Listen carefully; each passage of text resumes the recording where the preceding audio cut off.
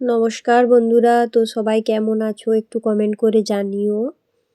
তো আমাদের বাড়িতে দুদিন আগে বাসন্তী পোলাও করেছিলাম, তো তারই রেসিপি তোমাদের সামনে শেয়ার করলাম। তো দেখতেই পাচ্ছ, প্রথমে আমি গোবিন্দভোগ চাল নিয়ে নিয়েছি এক এক কেজির মতো। তারপর সেই গোবিন্দভোগ চালগুলোকে দু তিনবার ভালো করে ধুয়ে নিয়েছি। বেশি ধোয়া চলবে না, যাতে ওর গন্ধটা না চলে যায়।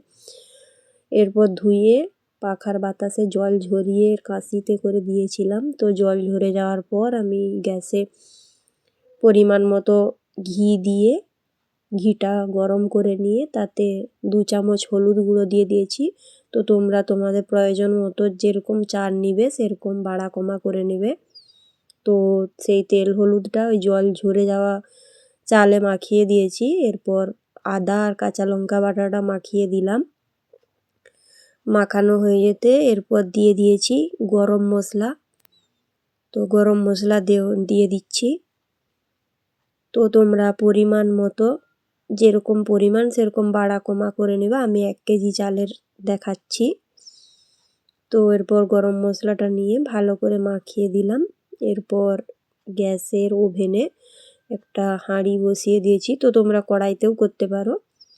তো সাদা তেল দিয়ে দিয়েছি কিছুটা, তোমরা পুরোটা ঘিয়ের উপরেও করতে পারো যারা ঘি খেতে ভালোবাসো। তো এবার কাজুগুলোকে ভেজে নেব লাল লাল করে। লাল বলতে ঠিক হালকা সোনালি সোনালি করে ভেজে নেব।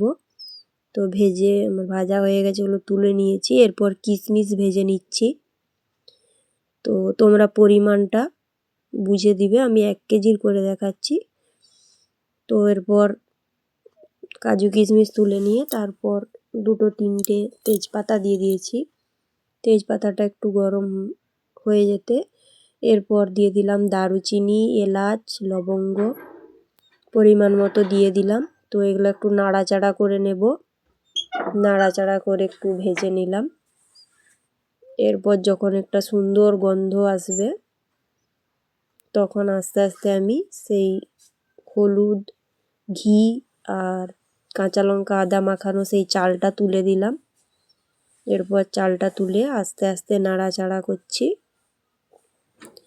তো এটা হালকা করে ভেজে নিতে হবে, নিচে যাতে না বসে যায়, উপর নিচ করে ভালোভাবে একইভাবে নেড়ে যেতে হবে। যখন একটা সুন্দর গন্ধ আসবে ততক্ষণ পর্যন্ত নাড়তে হবে। তো বলে রাখি, 500 চাল নিলে তার মধ্যে জল দিতে হবে 1 লিটার, আর 1 কেজি চাল হলে তাই জল নিতে হবে 2 লিটার। তো আমি এখানে 2 লিটার জল মেপে রেখেছিলাম আগে থেকে। তো 2 লিটার জল দিয়ে দিলাম। যেহেতু এটা জলটা ফেলবো না তাই জলটা পরিমাণ মতো দিতে হবে। অল্প লবণ দিয়ে দিলাম। লবণটা তোমরা স্বাদ মতো বুঝে দেবে। এরপর ফুটতে দেব আস্তে আস্তে, এটা গ্যাস ওভেন কমিয়ে ফুটতে দিলাম। এরপর আমার হয়ে এসেছে। এরপর দিয়ে দিলাম আগে থেকে ভেজে রাখা কাজু কিশমিশ। ও নাড়িয়ে নেব আস্তে আস্তে। তো আমার ভাজা ওটা হয়েই গেছে, প্রায় 90% হয়ে গেছে, আরও একটু হবে। তো এরপর আমি চিনি দিয়ে দেব। তোমরা মিষ্টিটা তোমাদের স্বাদ অনুযায়ী দিবে। অনেকে মিষ্টি খেতে ভালোবাসে, অনেকে মিষ্টি খেতে ভালোবাসে না, তাই তোমরা সেইভাবেই দেবে। আর উপর থেকে 2টা কাঁচা লঙ্কা চিড়ে দিয়ে দেবে যাতে টেস্টটা ব্যালেন্স থাকে। তো দেখো কতটা লোভনীয় হয়েছে দেখতে। এরপর আমার হয়ে গেছে, তো রেডি করে নিয়েছি। এরপর গরম গরম পরিবেশন করব। তো ভিডিওটি যদি ভালো লাগে অবশ্যই একটি কমেন্ট করবে এবং লাইক করে অবশ্যই আমার পাশে থাকবে।